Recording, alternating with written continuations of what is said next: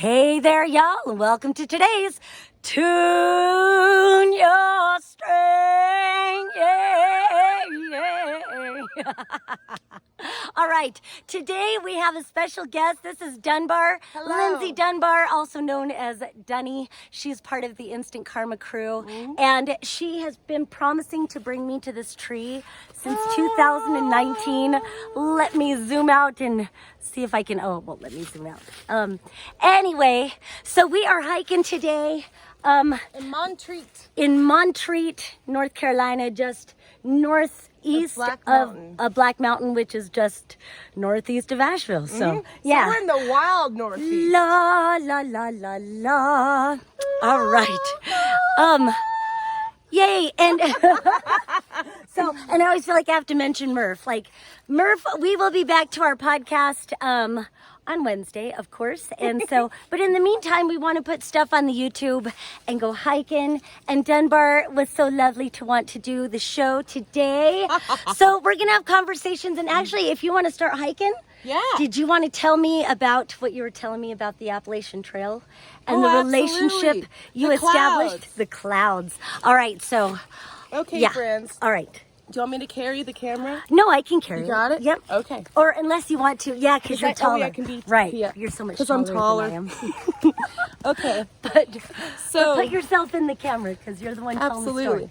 So, many a year ago, I decided that I really just wanted to get in touch with nature all the more. And so I ended up volunteering to work on the Appalachian Trail.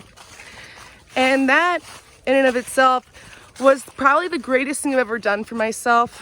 It was a way to reset, recharge, breathe, rest, think, work, sweat, hike, and allow, others to let go of their pain as well. So it's like no matter who you found yourself with along the journey, it was just medicine and friendships and love. And more than anything, it was a way to protect the Appalachian Trail. It was a way to relocate dangerous, hazardous trails because of water erosion. And it was a really great way to understand how to protect the forest, how to leave it better than you found it, all those sorts of things.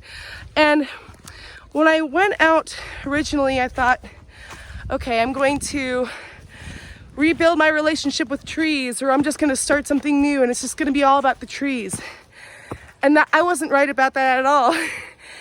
I actually began a relationship with the clouds.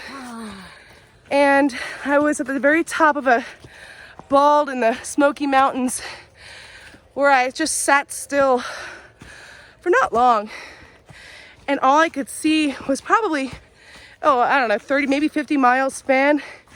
And it was smoky, but still I could see all the Blue Ridge Mountains in front of me. And then suddenly I was surrounded by this gentle, heavenly mist. And I was in the clouds. And I've never, ever, ever felt anything like that in my life until that day. And the clouds are here to remind us that everything's going to be okay. That's the message that came through. Yes. Doesn't matter how hard things get, it's going to be all right. And I say, if you need to get out, go to the Appalachian Trail, sign up to volunteer, even if it's just a day or a week or a month or all season long, and come hang out with us. Come hike along the beautiful Montreat trails near Black Mountain. It is incredibly beautiful. Beautiful. Look at this. So beautiful. And we're getting up there, my friends. We're getting up there. Yeah. Ooh, yeah. So I want to hear more about what was it about the clouds that conveyed to you that get all silly. It was a stillness. Yeah. I felt like I was being lifted up into a place where I could only feel that slippery love and gratitude. And it was more than just, you know, grounding yourself with our mother Gaia, just more than just being here in the now and rooted to the ground. It was like opening your crown chakra and inviting in all the beautiful wisdom there is in the universe. Oh, yes. And like, that's the clearest, most solid message I've ever gotten. And it was just when I was up in the clouds. Oh, wow. And it was just amazing, man. I wouldn't trade it for the world. If you don't get out that much, get outside. It's a perfect day right now. It's absolutely gorgeous. Even if you're not in the Appalachian Mountains. Yeah. Anywhere you're at. Just hiking is medicine. get down and touch the ground. Get your hands dirty. Take off your shoes. The weather permits it. And just get down and dirty. It feels so good. Yes. Oh my gosh. So we're getting up here all right. Yeah, dude. All right. So we can turn it off here and then hike a little more and then talk some more. We're gonna get to the top view of the mountain, then we'll give you a nice 360 panorama. Yes. Fucking A. Lindsay Dunbar, y'all. Hey, right on. Get it, Dunbar. Woo! Ow! You're like a gazelle. La la la. At the same time. All right, I'm gonna see if I can climb it while I've got a phone in my hand. It's so beautiful, y'all. Do do do do do do do, yeah.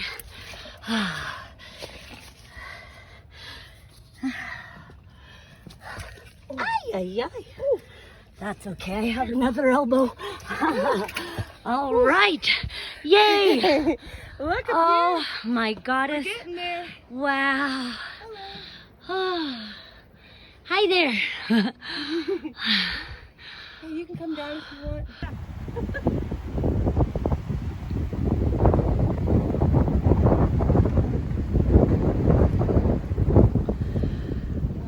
Oh yeah, yeah.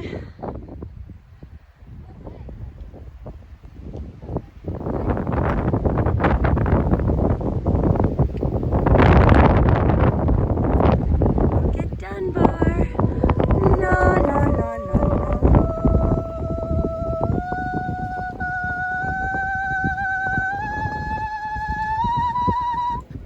Wow.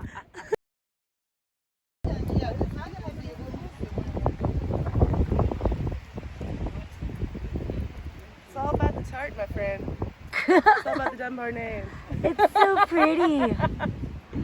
La la la.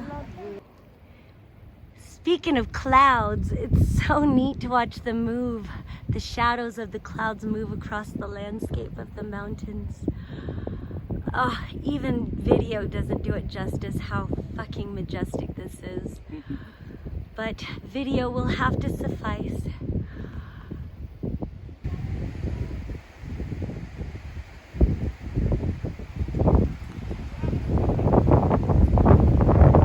It feels so good. So good.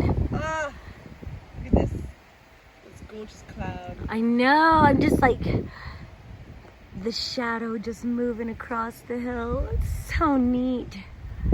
And it's so neat, your story about the shadow, or about the clouds. Oh, the clouds. About the clouds, peeing above the clouds. I love to pee about the clouds. All right, so now we are on top of the mountain. Hello. Yay, and so we're gonna do some cards.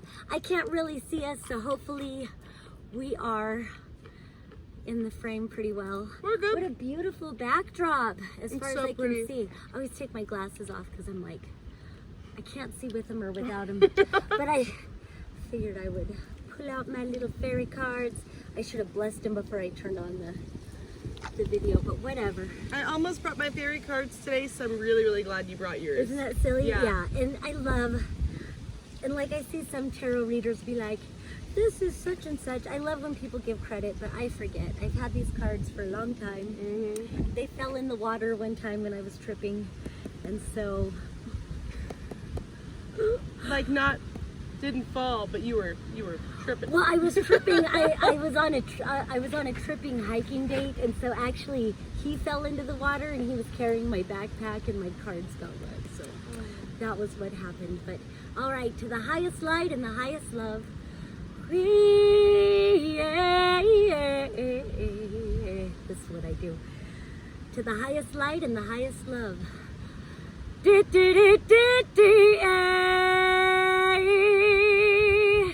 the highest light and the highest love, I call to Dunbar's higher self, and I call to my own higher self. I call to Sacred Mother Earth. I call to any and all guides, guardians, angelic and protective beings, ancestors, ascended masters, spirit animals, any and all who are working with us and walking with us, helping us to align with our soul life path destiny. Whatever messages want to come across, whatever channeled energy wants to come through Dunbar and me to share with y'all, it's going to come through in the cards. It's coming through. All right, blessed be, and so it is. And I love selenite so much. So good. So I open right up to the sun. Perfect. La la la. So I'm just going to give that to you, and thank I you. would almost acknowledge the other one, but I'm not going to. So the sun card, and I love this deck because I want to acknowledge the imagery. It's a sunflower, thank you. It's a sunflower. So the sun card, you know, it's the sun. Our entire lives revolve around the sun. And we don't even think about it. Like, how often do we look up at the sun and be like, wow, our whole lives revolve around this being? Which I do feel like there's a consciousness to it, because there's consciousness is all there is. We came here to be with the fairies, my friend, and there they are. Yeah. And so the sun is all about shining your brilliance, shining your authentic light, living your authenticity, living your greatest, most joyous expression. And I love sunflowers especially. I went to the Rainbow Gathering.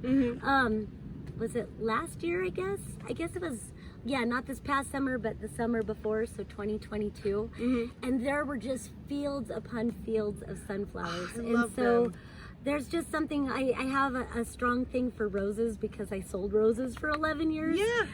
But sunflowers are one of my top 3 favorite flowers. So I feel like this card is asking everyone to stand up, reach up high, actually like reach out to actually grasp and climb to your highest potential, because the sunflower actually is the only flower that really does follow the sun, kind of like a little satellite dish. Yeah, yeah. You know? And you see in this image these beautiful fairies dancing, like, you know, in the celebratory way. You see these beautiful golden ribbons of light coming down from the stems of the sunflowers. Oh, they're like dancing around the maypole. And they're just, yes, and it's like they're really respecting and holding so much love and gratitude to the sunflower, you know, to the sun, to our beautiful shining star that actually creates life and helps us to sustain that life. And so while we're all growing together as a beautiful community of little fairies and whatnots, here we are out on a beautiful sunny day in the forest, and we're reminding everyone to really just try to reach, never stop giving up, never give up, get to your highest potential, just keep growing and keep trusting in the beautiful light in our sky. Blessed be. Yes. Thank you. Oh, I like reading cards with you. Ooh. All right, so the next one we have is the 7 of Cups, and it's kind of sideways, so sometimes I take that as some sort of a transition, some sort of a shift between reverse to upright or upright to reverse. And so I'm going to take it from upright to reverse, because the 7 of Cups, and you can see this lady is trying on different hats. Normally the 7 of Cups is, some people call it like being spoiled for choice or something like that. It's about having many, many options, but sometimes it can be that an overwhelm of like, I don't know which to choose. And often we give our power away when there's so many options, and then we get the I used to have a boyfriend that would go, you know, those people that are like, well, you know what I think you should do.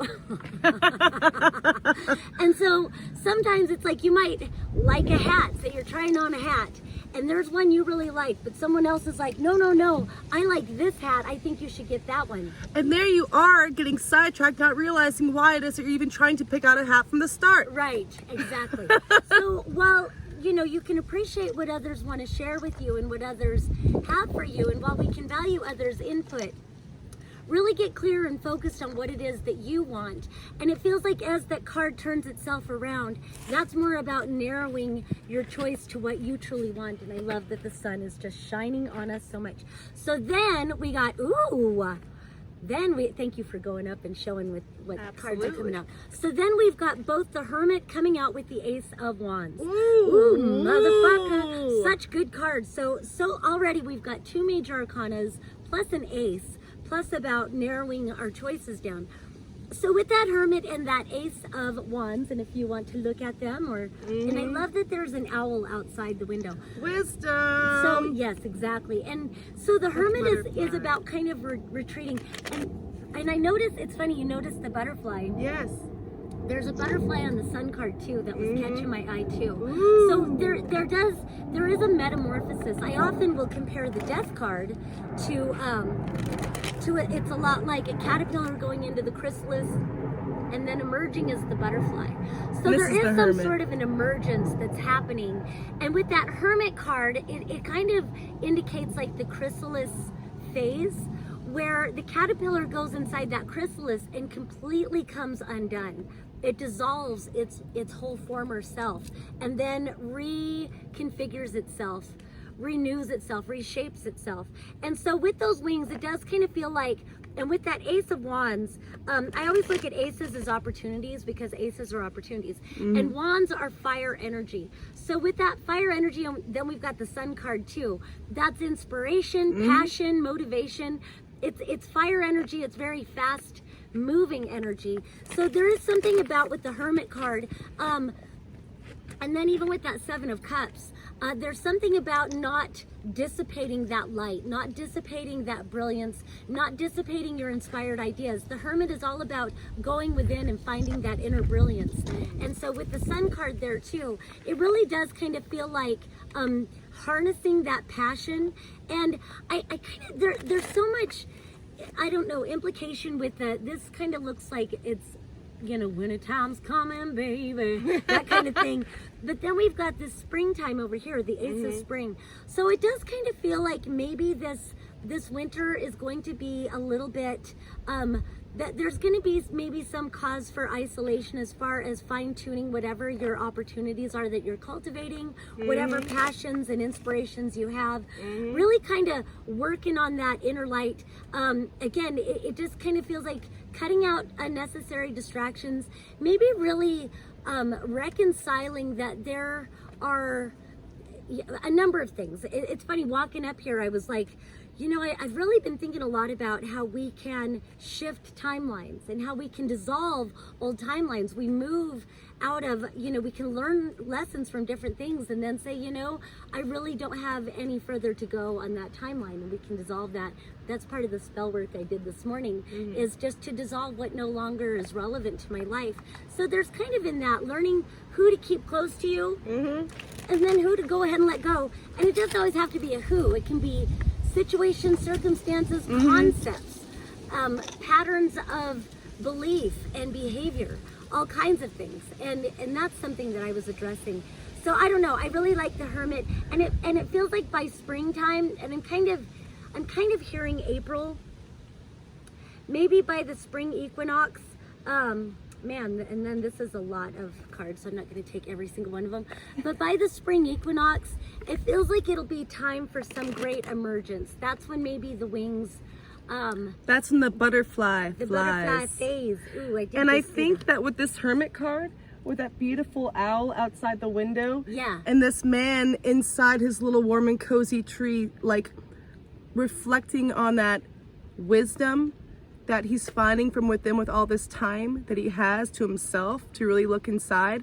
It's like he can actually take his thoughts to pen, write it down, keep a track on his life, the goals and aspirations he has, and then come the springtime, there comes that beautiful butterfly opening its wings and, you know, coming to that place of light and love and self-expression and creativity.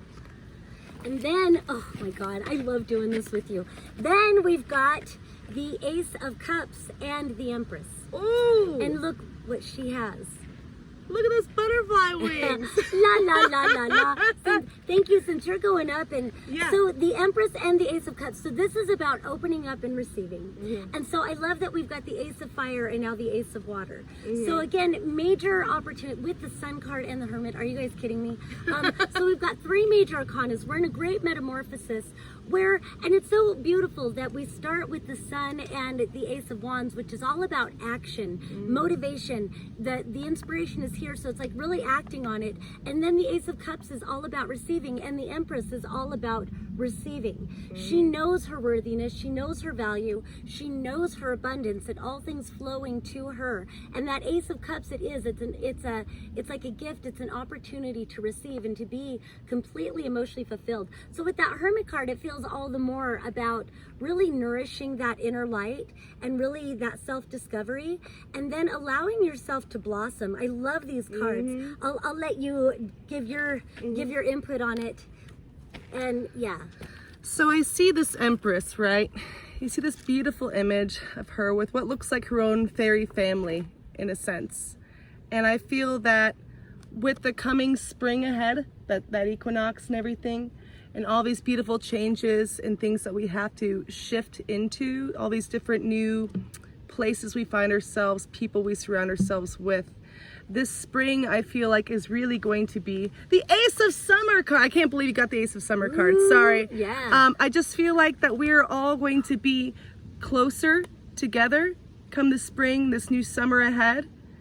And then we have this beautiful flower, this beautiful, gorgeous piece like on the water with the lily pads and everything. I just feel like this represents like a lot of like family peace and just respect and love and friendships, and just strengthening the connections to those closest to you, and also really becoming closer to the ones that you just surround yourself with like they are your family, because that's what it's all about. It's just making connections and loving each other and just finding where you shine in the world and sharing that love, because we are all energy and we're always forever changing and just passing on our good vibes. So let there be light. Fuck yeah.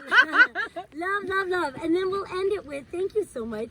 Then we end it with, it's interesting, the 7 of Pentacles is reversed. But then we've got the 8 of Pentacles upright and the 3 of Pentacles upright, and then the Chariot card. So again, we are at a point of destiny. I always look at the major arcanas as like destiny. And the Chariot card, reading it this way, I like that it's all 3 of these are Pentacles, even with this one being reversed. The Chariot card is all about being very, very committed and focused. Well, the 3 of Pentacles I take as commitment. All of these, it really shows commitment.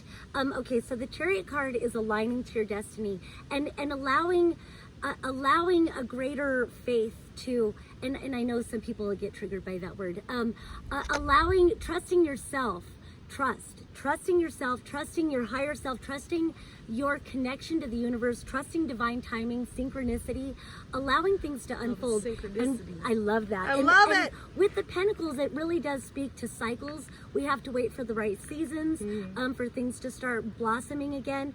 And it's earth energy. It's the slowest moving energy, but it's also the most sustainable. When you plant a seed, you understand it's not gonna, I'm spitting when I talk. I get passionate. No. But it's not going to be a plant tomorrow. You're not going to have apples tomorrow. But you trust that if you nurture it into being, it will grow. It will grow. And you've got to, as I tell people, you've got to nourish the seeds. You've got to pull the weeds. Weeds being toxic thoughts, toxic beliefs, toxic behaviors, toxic people. None of that fucking belongs in your garden. Get that shit out of there.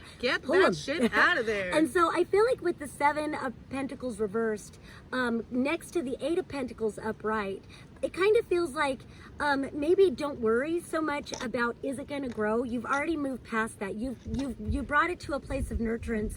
This is my favorite 8 of Pentacles. You've already become aware. Exactly. And that in itself creates change. That in the itself necessary creates change. It's all alchemy, exactly. And so with this Eight of Pentacles, this is my favorite one because it shows a luthier, and that takes great mastery. A luthier, they must understand and study not only the woods they're working with, but they have a great understanding of frequency. They have a great understanding of tone, a great understanding of all of these different things, which applies to all of life, as Nikola Tesla said. It's all frequency and vibration to create reality. And so this is your mastery. So it's beautiful that it goes from the Seven of Pentacles reverse to the Eight of Pentacles. Know yourself. Know who the fuck you are. You already know what you're about. Then we've got this Three of Pentacles, which to me is the starving artist card. This is where commitment truly comes in. Both of these cards, 8 and 3 of Pentacles, are so much about commitment, as well as the Chariot card. Let me show them these two. Okay, thank you. Absolutely. And so I call it my starving artist card, but it can be anything you're passionate about. It can be law, it can be science, it can be accounting, whatever the fuck you're into. I call it the starving artist card because we have known those artists that, you know, others maybe didn't understand their path. And people would say, why don't you get a job so you can, you know, eat? And the artist says, believe me, if I were like you, I would. But this urge to create this commitment to myself, it's so much stronger even than the need to eat. And so when they can move on unimpeded, there's many an artist, whether it's music, whatever it is, that finds great success. You just got to be true to yourself. And success is not dictated by what others call success. There's great successes. Us being here doing this right now, this is a fucking great success. Exactly. And so it's like, stay committed, stay true to your vision, allow destiny, trust and flow. And I always say with the Chariot card, I don't like when they have reins. Now this guy is flying, so I understand why there's reins. Got them wings. He's got to hold on to something. Right. But normally I say there's no reins because often it's pulled by like sphinxes or dragons or what, depending on the deck you're using. And those who are pulling the cart forward represent people, places, things, situations, circumstances, concepts, whatever. Going with the flow. That moves with you. But eventually, especially if it's people, you know, everybody has their own sovereign path. And so eventually you can find yourself at a place where your path is pulling you this way and theirs is pulling them this way. No reins means I honor you as a sovereign being, and I honor myself as sovereign, and I bless you and release you to your highest good. And sometimes it hurts to let people go, especially people or situations go. But when we honor their own sovereign path, we trust them to follow their own, and we trust destiny to be guiding us to where we need to go. But on the other hand, when there's reins, when we try to hold tight and it's time to let go, then there ends up, we either get pulled off course and we go down a path that we don't want, and then we become resentful, or vice versa, we pull them off course. And inevitably there becomes a power struggle that pulls everything off course, and then we lose all sense of direction. So you might as well just allow yourself to be pulled in direction and trust and flow. Exactly. That's right. La Beautiful. la la la la. Let me show them this. All right, I love this. Thank you. There's the Chariot. Look how beautiful that bird is. I love magpies too. They And move. They magpies move are in good such luck. synchronicity in this image too. Like Yeah. it just looks so. It's just. It almost looks like. It's funny because it's like there's this man with these butterfly wings, and then there's this other bird in the background doing the same. But it's just like they're one and the same. They're just going wherever they need to be. Following the current. Trust Following. and flow. I Trust love and that. flow.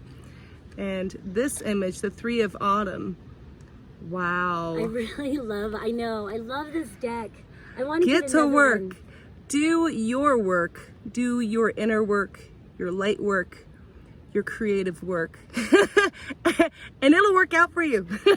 Trust in the clouds. It's gonna be okay. And it does. And like, it's so beautiful. So I met Dunbar in early 2019. And she was the first person I talked to when I came to Instant, like literally my van, we were passing by Instant Karma in West Asheville. There's 2 locations. Come on into Instant Karma. Your one-stop hippie shop. That's I have right. to do a commercial every time. One-stop hippie shop. We're, Come on out, we're the y'all. unofficial sponsors of Instant Karma. And my van, like something, it's like, it just slammed on the brakes. Like, and my guides were like, you are going in there and talking to them. And I was terrified. And I don't know if you remember. I remember. But Dunbar had these super long fucking dreads. Super long. And I was nervous as could be. Because remember, I'm a singer. This psychic shit, that was just my thing. Like, I'm a singer. And so to come into this as a profession, and so I was all nervous. And Dunbar's just like, hey, sister, what's up? What's going on? And then I talked to you and you told me the info, get a hold of Serena. And then I came in for my like audition reading and I was nervous as could be, and Dunbar was there again. And she's like, relax, sister, it's okay. Yeah, man, it's going to be great. You got this. And it changed my life. Dunbar, you changed my life. I love you so much. Thank you. And here we are. And this tree, and I guess the tree was already early on in the video, but that tree, like, and so I don't know if I told the story or not, so I'll tell it again. So before I left Asheville, before COVID hit, I was working at Instant Karma West, and I had this notebook. And Dunbar took it and she drew that tree. I drew that tree. And she said, and I must take you here. And I think you wrote on there at the end of the Rainbow Road. Yes. And she said, I will take you here someday. And then we never ended up coming. And then COVID took me back to Colorado, where I pouted for almost 3 years. So now here we are. We all pouted the whole time. But we did. Thank you. That makes me feel so good. We were very, very sad. Oh my God, I just missed you guys. My family. And, yeah. Okay, I'm all geeky, whatever. And so then life, took us to Fayetteville first, the kids and I, with a boyfriend. And it just all totally, like, Fayetteville was totally not where we were supposed to be. And it was just a stepping stone. Yeah, and I can't remember if it was, I think I woke up in the morning and I heard just message Dunbar. And then this notebook, and I've got a million notebooks, and somehow that one appeared and it opened up to that tree. And I was like, so I'm going to see, yes. I know I've got to be able to find it, and I'll show the picture that Dunbar drew, but I found that tree and I was Blue like, ink. I recall. Oh, yeah. Mm-hmm. And I was like, oh my God, okay. And so it was like, oh, I love divine synchronicity. I love that divine. And talking about timelines and realigning to our highest and best timeline. And it really is. So the show is called Tune Your String. And that's really what it's about, because it's all frequency and vibration. Mm-hmm. And so this moment just shows that we are attuned. This moment now, it's such a high, beautiful, I feel like it's living my best life. And I want to say, when I was on my way out to this side of the mountains this morning, I was listening to the radio, right? And there was this beautiful string band that was playing, and I made sure I remember the name of them. And not just because I liked them, but because I knew there would be more reason for me to bring them up at some point. But here today, let's see, where were you, little baby? We had the Chariot, we had the Sun, we had the Three of Autumn, we had the Empress, we had the Ace of Cups, the Ace of Summer, the Ace of Spring, and the Hermit, and the Seven of Summer. So these Ace cards, this band was called the Lonesome Ace String Band. What? And I remember thinking, something has to do with the Ace today. Not once, but twice, and here we did pull 2 Ace cards out from the deck today. So there it is, appearing again. I want to cry. Wow. Hey man, and listen to their music. They were fantastic. All right, cool. Are they local or? I'm trying to remember what they actually said about them. I think they just introduced the title itself. Right on. Oh man, just and it's the Ace. The Lonesome Ace String Band. Check them out. Cool.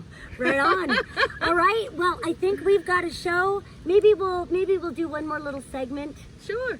When we hike a little bit, when we hike down or whatever, because I know there's more scenery I want to add. Oh yes. But thank you so much, Dunbar. I just want to hug you. I love you so much. You. Thank you so much. Thank you so much.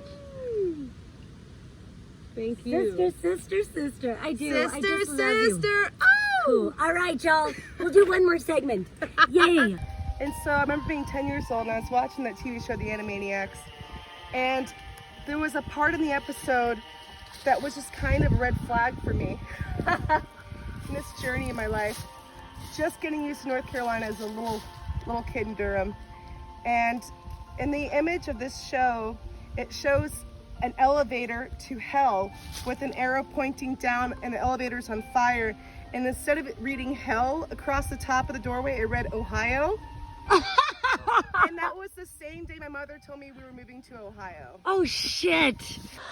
All right, so I had no idea my phone was on recording the last 19 minutes. But anyway, but Dunbar was telling me about, actually, I want to bring it into this and then I want you to tell the story. So again, West Asheville back in 2019 or whatever, I remember reading your palm. And I, when I go into a channel, I don't really know what I'm saying, but I remember this because I remember something came through and it was like, somehow you have the ability to, it's like your vision can come out and you can see 360 all the way around. You can see all the way around you. And then I continued on with the channel and it was like a couple minutes where that kind of sunk in and all of a sudden you stopped, you're like, that is true. Yeah. And I remember you saying, I told my sisters I could see that. Yes. And so anyway, so Dunbar, I keep wanting to say Lindsay. I never call you Lindsay, you're Dunnie. But she was saying how she's been psychic her whole life. And so it's funny, we got that little clip of you and the Animaniac saying Ohio, and then you found out you were going to Ohio. So all the stories, I'll listen to whatever this recorded and maybe I can transcribe it to the because this will be a part of the podcast. Maybe there'll be more footage or whatever. Yeah. Conversation available. I don't know how to talk. Anyway, tell your story. So, for instance, a dear friend of mine, Rita, she had just moved to the area a few years ago, and she had found this ideal little apartment right in I think the north side of Asheville. And so, she was like, oh, that'd be great. I was like, do you want me to come over and just cleanse it and let you know if I pick up on any information or anything at all? Because I figured out since a very young age that I could just walk into a place and know information or have smells or just visions or whatever. I can hear things that maybe you won't hear. They're just weird stuff that it's really hard to talk about with friends your age or anyone else really around you because it kind of freaks people out. So I kept that up to myself for the most part. A couple of my close friends would know that about me and just think I was crazy Lindsay Dunbar and that's that. And we would leave it at that. But I started to find out that when I would really look into the things, I would then kind of do a fact check after the fact and find out that everything was correct. Right. So I was happy to walk into this place that she said was kind of like this old house and it was separating into smaller apartments and she just got it. So I was like, all right, I'm bringing my sage, I'm coming over. And so we get to the very front door, kind of like that outside door of the main door, the plastic one with the what's that stuff called? The mesh, the screen porch. The screen porch door. That's okay. I don't know what anything's called. I'm literally got my hand on it. I'm pushing the button. I go to open it and suddenly I see in my mind like a blueprint of the entire layout of this apartment in front of me. I know that there's a long narrow hallway on the left side.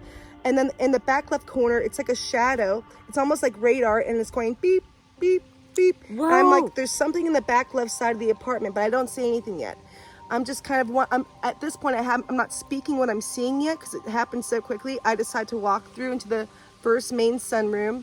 And as I'm taking it all in, I'm like, yep, this is what I saw. Okay, wow. Whoa, this is getting really cool already. Okay, so then she's moving in her salt lamp and she's bringing in her beautiful Buddha statue and we kind of kneel on the floor and we're kind of discussing how we're going to do this and what our intentions are and that's that. So then I go, okay, I'm going to start walking down this hallway because in my head I'm going, there's something back there in the back left corner. Right. Sure enough, there's this long narrow hallway. It's actually what would have been her kitchenette. There's even a refrigerator and it's just in a hallway. It's really cute and quirky, but that's just how it worked out. Yeah. So here I am and I'm saying my words, and I've got the smoke going and I'm watching it move all the way up to the ceiling. And there I was sitting at the very end of the hallway. And as I'm watching the smoke go up to the ceiling, it's as if somebody is upstairs and goes, wham! right on the floor above me. And I go, whoa, because that's where I saw that spot in my head. And I'm like, okay. She goes, hey, everything good? I'm like, yeah. Just, I'll let you know. I'm just, it's all good. Yep, just feeling something here. And then I walk into this doorway to my right, and that's what would be her bedroom. And so I walk into the doorway, and I step into the room. There's beautiful natural light, a couple bay windows, and a closet just to my immediate right. Well, the door is open, so I immediately want to walk in there and kind of feel it out before I go ahead and smudge it. And suddenly, I'm in it. I'm standing, just walking into the closet. I'm not even in the closet yet. And I kind of stick my head in, and I'm like, okay, there's something here. It's not here in front of me. It's not on the floor. It's up above me, but it's here. And I'm like, the other side of this doorway was where that big stomp came from. So it was all here. Right. Whatever this was. And so I go, hey, Rita, can you come here for a second? And I lean my head in again, and I smell, and I smell sweet roses. It's like thick. It's like somebody standing there wearing rose oil or perfume. And I go, can you stick your head in there and tell me if you smell anything? And I'm like, I'm waiting for her to be like, oh yeah, it smells like roses. She goes, she's like, kind of like mothballs or paint, like just like absolutely nothing really at the end of the day. And I'm like, you can't smell that. She goes, no, what do you smell? I'm like, wow, okay. So I'm really trying to keep it short. I'm still kind of taking it all in. I make my way through the bathroom, back out into the living room, and then straight out the front door. And we're done cleansing the space. And I look over at her and I said, so who lives upstairs? And she goes, oh, nobody lives up there. That's all closed off. It's locked, and you can't even go down to the basement. And I said, well, you've got a roommate. Her name is, and I was thinking Rose. I'm like, but this is a sweet old woman, and she's really glad that you're here. And she's kind of creeped out, but she's also really happy. Like, oh, well, it could be worse. Okay, thank you so much for coming over. Yeah. I get onto the highway. That makes me want to cry. Not even 15 minutes go by. I'm still driving home, and I live just several miles up the road. And she calls me, and she goes, Dunbar, I just called my lady friend psychic in Florida, and I told her like what we just did, and she just told me that she picked up on everything, and that this old lady, her name is Rose, and that she's happy that I'm her new roommate. Yay! So that was really cool. But that was just one little story. I'm just telling you all these different random stories that happened throughout my life, child and adulthood, and it's really interesting, and you can never explain it. You can just tell what it is that you're experiencing and hope that some people understand. Right. Well, and some of the things that you were telling me, because since we're recording it, so Dunbar has the gift of psychometry, as well as other obvious clairvoyance, audience, smell, whatever that is, olfactory, I don't know. You can call me start calling her Claire. But she was telling me she knew what dinosaurs were at like 2.5 years old without ever having seen a picture. And this is before Land Before Time came out. Which became one of my favorite movies like a year later. Yeah. I love that movie too. But yeah. And like how I had remembered being inside of a volcano. I was inside of a volcano, and I could see like the chamber where the magma was. But it was almost more like lava, but it hadn't left the volcano. Difference between lava and magma, but it was like a pool, and I was standing nearby, or I don't even know if I was standing, I don't even know if I really had feet. I remember having dreams that I was this bright ball of fiery light, and I had a friend who was a ball of fiery light. Wow. And I had this dream when I was very, very little, and it was like these giant trees, like almost like just lumber, just being these big trees and shadows moving around and rolling, and everything was so hot and dark and busy and all this noise, and it was just me and my little ball of light friend just kind of staying together, just kind of watching. What do you call that? I don't know. It's elemental. I've been kind of, since coming back to North Carolina, I've kind of had like, and it almost feels fanciful, except others have picked up on it too. I really think that we are fae consciousness. And I mean, it's one thing to be star seeds, which I think we are too. And Earth is a star, and I think people forget that. But I feel such a connection to the trees and and like you said, you learn from the clouds. I speak with the clouds too. I think we are the earth. We are elementals. We are fairy beings. We are. Motherfuckers, and we're here to take our reality back. Bless you. Join us.